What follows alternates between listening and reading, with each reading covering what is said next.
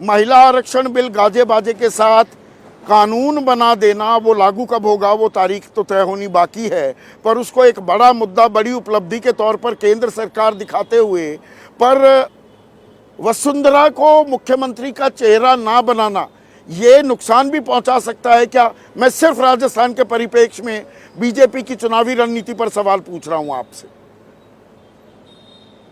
नहीं, देखिए, मतलब अगर वसुंधरा राजे को चेहरा बनाने से नुकसान हो रहा है तो फिर 2018 में तो नुकसान नहीं होना चाहिए था।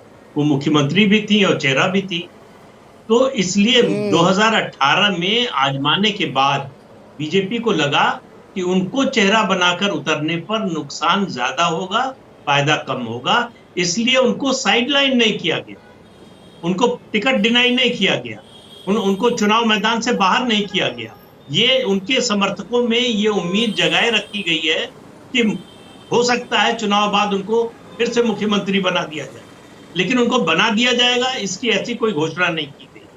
तो इसलिए बीजेपी जो है वो सेफ के लिए रिस्क लेने की बजाय प्रोजेक्ट करके या पूरी तरह से वसुंधरा राजे सिंधिया को काट कर जो है वो कोई जोखिम नहीं लेना चाहती थी। दूसरा, जो यशवंत ने बात कही बिल्कुल ठीक है, पिछले 20 साल से आप देखिए कि राजस्थान में बीजेपी का मुख्य चेहरा महिला ही रही है, यानी वसुंधरा राजे सिंधिया रही है। 2003 में जब वो चुनाव जीत कर मुख्यमंत्री बनी तब से प्रधानमंत्री का अपना अट्रैक्शन है, लेकिन प्रधानमंत्री की जब बात करते हैं, मैं अभय जी की बात से सहमत हूँ, लोकसभा में उसका असर ज्यादा होता है।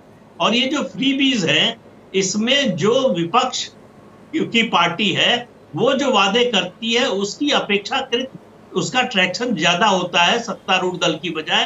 हमने कर्नाटक में देखा बीजेपी ने क्या क्या नहीं किया, आरक्षण से लेके तमाम तरह की घोषणाएं की। लोगों को ये भरोसा नहीं होता कि आप 5 साल सत्ता में रहे, आपने नहीं किया, अब आखिरी समय पर आप वादा कर रहे हैं कि फिर आए तो करेंगे, तो उसकी विश्वसनीयता थोड़ी कम होती है। और तो मतलब गारंटी पर कितना भरोसा होगा? गारंटी की गारंटी क्या है जिनकी वारंटी नहीं संजय? या कड़वी हकीकत ये भी है भारतीय चुनावी राजनीति की, भारतीय वोटर के मानस की, कि ये दिल मांगे मोर, 500 रुपये में सिलेंडर किसे बुरा लगता है, 10,000 रुपये आते हुए किसे अच्छे नहीं लगते। बीजेपी ने एक लाभार्थी जाति क्रिएट की थी, अब वो कहते रहे रेवड़ी मत बांटिए, सेवा मेवा का खेल हम बहुत चर्चाएं कर चुके हैं, पर अब लाभार्थी जाति विपक्ष और राजस्थान के परिप्रेक्ष्य में जो अशोक गहलोत खड़ा कर रहे हैं, ये पॉलिटिकल डिविडेंड्स देता दिखेगा क्या?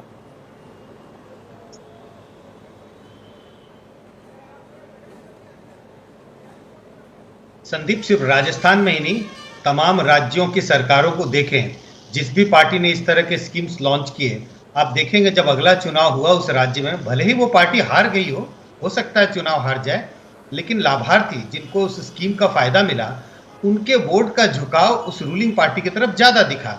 हम ये नहीं कह सकते कि जिनको फायदा मिला वो सारे के सारे लोग रूलिंग पार्टी को वोट देते हैं, लेकिन बहुत सीधा सीधा संबंध दिखाई पड़ता है।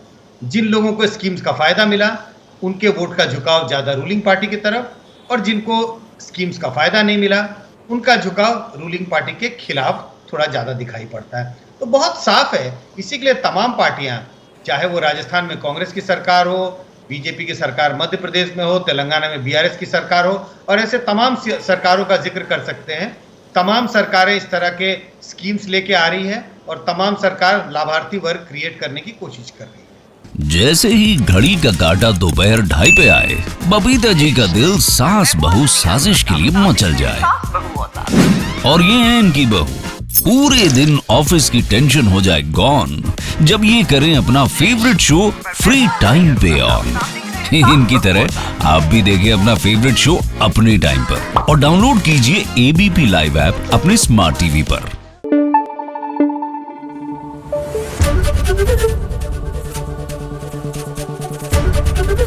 एबीपी न्यूज आपको रखे आगे।